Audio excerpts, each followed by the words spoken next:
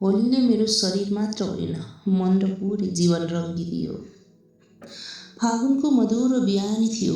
पूर्वबाट घामले हल्का सुनौलो किरण छर्दै थियो र गाउँभरि अबिर गुलाबको सुगन्ध मिसिएको हावा बगिरहेको थियो।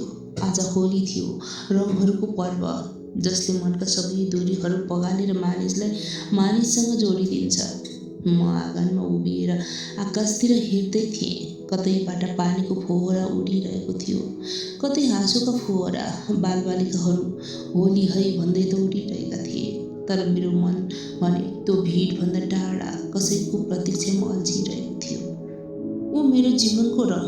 पहिलोपटक मैले उसलाई काठमाडौँको त्यो बसन्तपुरमा देखेको थिएँ। बसन्तपुर दरबार क्षेत्रको ऐतिहासिक गुम्बज बीच ऊ आफ्ना साथीहरूसँग हाँस्दै हिँडिरहेको थिए।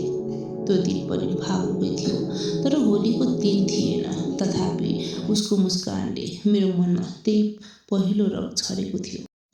आज होलीको दिन उसले मलाई भेट्ने बाचा गरेकी थिए। यसपटक तिमीलाई पहिल्यै रङ्ग्याउँछु, उसले फोनमा हाँस्दै भनेको थिए। मैले पनि ठट्टा गर्दै भनेको थिएँ, हेरौँला कसको रङ गाढा हुन्छ। समय बित्दै गयो, साथीहरू आए, मलाई अबिर दलिदिए, पानी छ्याप्यो, तर मेरो नजर बारम्बार घरको मूल ढोकातिर गइरह्यो।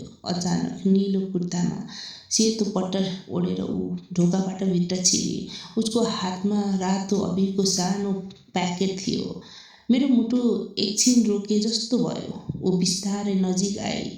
वरिपरि सबै साथीहरू चुप लागे, मानव कुनै प्रेम कथाको दृश्य हेरिरहेको दर्शक हुन्। तयार छौ? उसले मुस्कुराउँदै सोधी।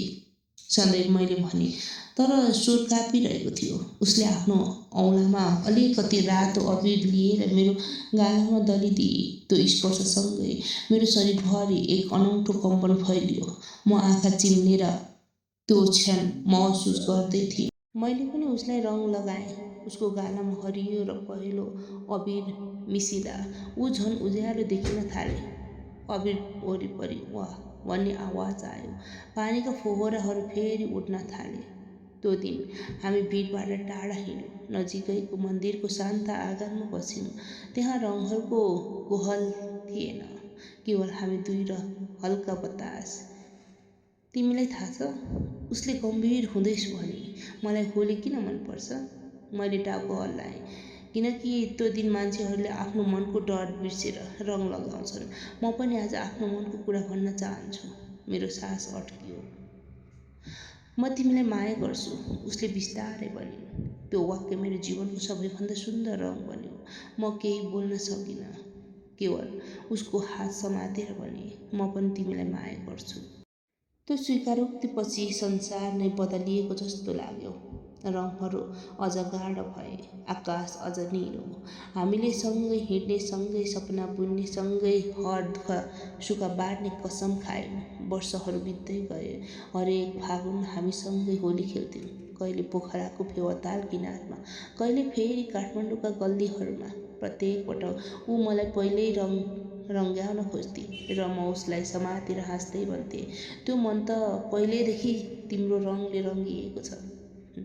एकपटक फेवातालको किनारामा बसेर ऊ भनिन्, यदि कहिल्यै हामी टाढा भयौँ भने पनि होलीको यो रङले हामीलाई फेरि जोडिनेछ। मैले उसको आँखामा हेरेँ। त्यहाँ विश्वास थियो, प्रेम थियो र अनन्तको आभास। तर जीवन सधैँ सजिलो हुँदैन। एक वर्ष कामको सिलसिलामा म विदेश जानु पर्यो। होली नजिकै थियो, तर ऊ मबाट हजारौँ किलोमिटर टाढा थिए।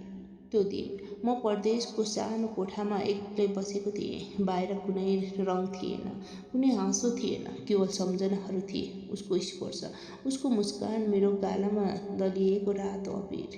अचानक फोन बज्यो। भिडियो कलमा ऊ देखेँ। गालाभरि रङ, आँखाभरि आँसु र मुस्कान। होली है, उसले कराए।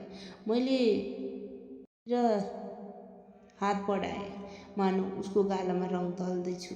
त्यो क्षण मैले बुझेँ, होली केवल बाहिरी रङ होइन रहेछ,